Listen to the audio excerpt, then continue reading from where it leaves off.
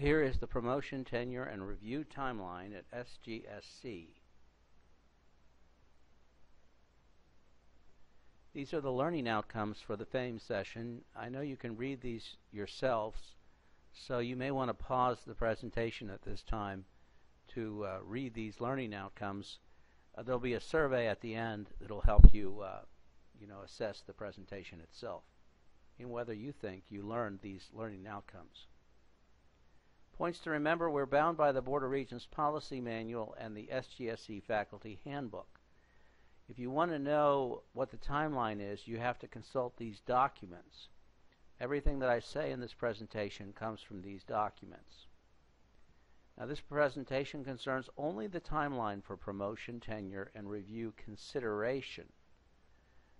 Just because you have served the number of years in the timeline does not mean you will be approved. One of the most important of the generalizations to make in this presentation is that to be promoted to a higher rank, the faculty member must meet the minimum requirements set for initial appointment to that rank. But that is not the only requirement. So keep these points in mind. Let's take a look at the policy manual of the Board of Regents. Now, this document is straight from the internet. It's www.sgsc.edu,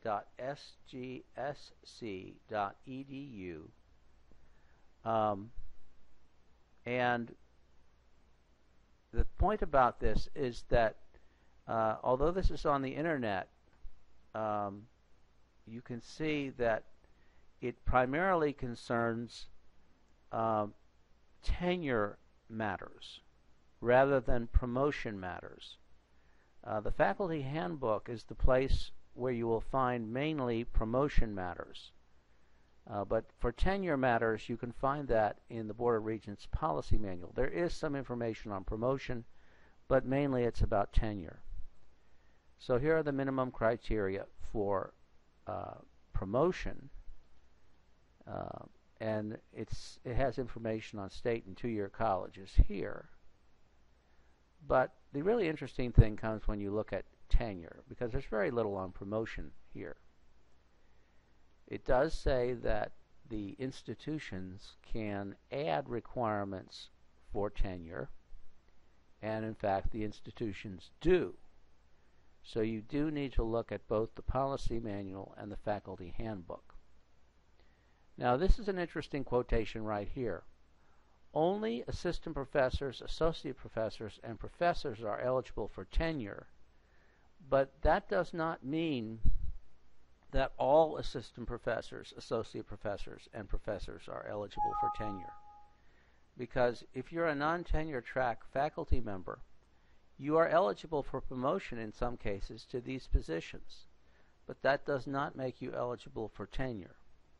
So all persons who are eligible for tenure are assistant professors, associate professors, and professors.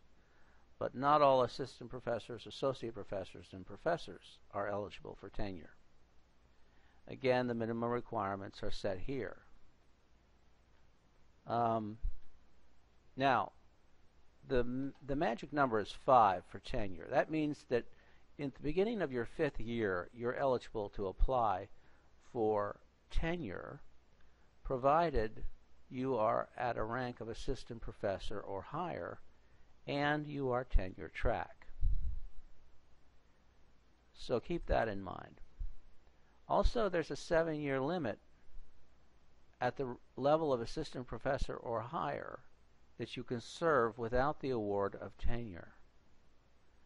So if you don't apply for tenure when you're eligible to do so, you run the risk of remaining at the institution for these 7 years, in which case you would have to leave if you didn't already apply for and receive tenure.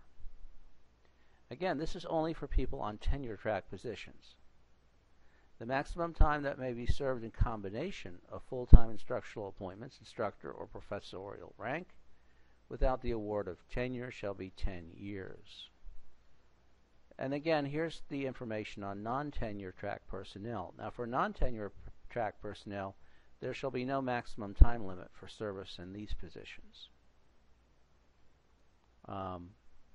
So you'll have to look at these very carefully. Now, lecturers are not eligible for the award of tenure, and they have a 6-year time limit in service unless they're promoted to senior lecturer, which can occur. We have the policy leverage to grant senior lecturer status to lecturers, so they don't have to leave the institution after 6 years.